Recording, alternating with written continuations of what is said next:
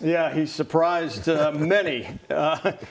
Just a few knew about this. That's right, yeah. Less than 5? Yeah, less than 5, yeah. Until this morning when you did the Zoom. Yeah. Emotional day for the grandfather of 8. You'll soon get to spend more time with them. Greatest on-field satisfaction for you?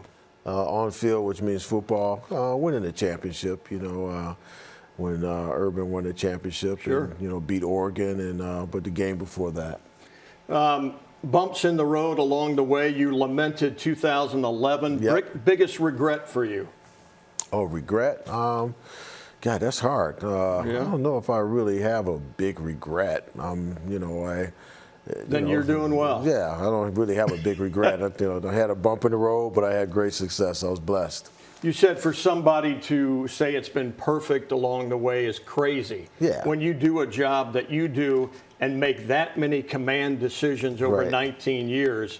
But I think you can say, hey, I can leave here with my head held high. Yeah, I can. I feel good about it. And you're proud, most proud, of the development of student athletes. Huge. Yeah, you like the trophies. Yeah, you like the big bowl games and the national championships. But you like that holistic approach. Why did that get you out of bed every day?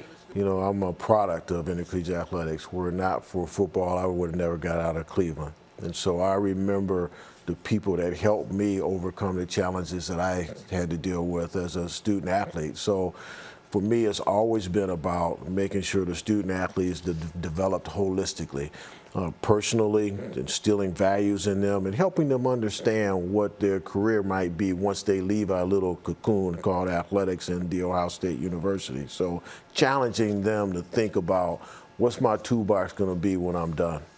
I thought it was a very poignant moment when you said getting that AD job at 29. Yeah. And as an African American, you felt I must succeed because it takes me back to Mississippi State and Sylvester Croom, who was the first black head coach in the SEC. And he told them, I'm not interested in the job. And his peers and his buddies and everybody said, you have to take that job. We might not get another chance. That's right. Did you feel that? Oh, no question. No question. So at 29 and coming through every opportunity I got, I knew I couldn't fail because it would become an excuse for another hiring authority to say, hey, look, he didn't succeed. They can't do it. And so I've been blessed. I had great mentors along the way, but that was always actually an honor for me. I flipped it. It was an honor for me to be an African American in this business. And so I chased the dream, and fortunately I attained it. 39 years later, you're influential, you're powerful in intercollegiate athletics. What do you want to accomplish? You only got 11 months to go, something like that? Yeah, so, Who else is joining the Big Ten? I don't know. I don't think anybody, but I don't know. You never know. I mean, you could be like, what time is it? So I don't know. I want to meet with my teammates and figure out, okay, what's the priorities for me to help them be successful over this time period that I have left. That's the plan. Your successor will inherit a huge, huge job. Yes. You have 3 proteges right now as athletic directors. Yeah. Pat Chun, I think, started me here in 95. That's right, the puppy. He's at Washington State. He started in sports information. Martin Jarman's at UCLA. Dinah Sabo just took the job at Utah State, and there are more. Heather Likes at Pittsburgh, Scott Barnes at Oregon State. I mean, there's a number of them. But proud of that, aren't you? Yeah, I am. Yeah, that's what it's all about, helping people achieve their dreams. And those were people who said they wanted to be athletic directors. There's many of my colleagues who didn't want to be athletic directors, so they're still with us, fortunately. But, yeah, I'm proud of them. Will you handpick the successor? What input will you have? I don't know, because we don't know who our president is, and that'll be a presidential hire. So it's all based upon what they want from me, what type of input. If they ask for names, I'll give them names, but otherwise I'll follow their lead. You'll always be clean Gene to me for your sartorial splendor. And I always appreciate you returning my text, even though you didn't say a whole lot. But my only regret is that you get to the finish line with hair and I don't. Hey, that's the plan. That's the plan. Much more to come on this subject. Ryan Day's reaction. Let me send it over to Kellyanne Stitz.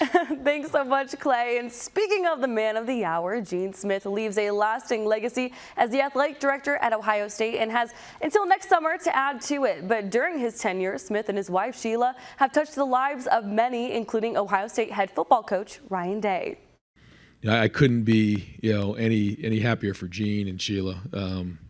What they've done at Ohio State, the 19 years that they've dedicated themselves, they poured their heart and soul into Ohio State athletics and just the university in general. And what I owe and my family owes him, I can't even really verbalize. Ryan Day is eternally grateful for Gene Smith trusting him to take over a national champion program without prior head coaching experience. For me, it was that he believed in me as a person, and that was a big decision. And again, that's why I'm so grateful for it. But he obviously saw something, and that instilled confidence in me to do my job. Giving Day the confidence to lead the Buckeyes to a 45-6 record in 4 seasons at the helm. Entering his 5th season, Day is grateful for Smith's advice, helping him manage the game, but also people.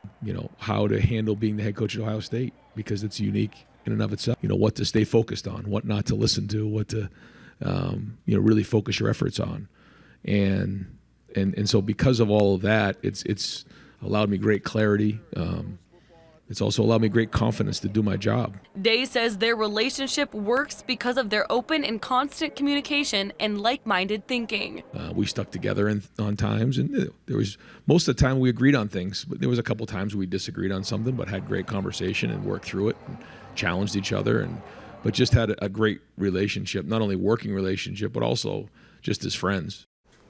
Day says he hopes to build that same relationship with Gene Smith's successor, and also that he will miss him, but he still has some time to process that. For the Football Fever, I'm Kellyanne Stitz reporting. All right, great stuff, Kellyanne and Clay, and you can follow the pair of them there, the dynamic duo, on Twitter for all things Buckeyes football.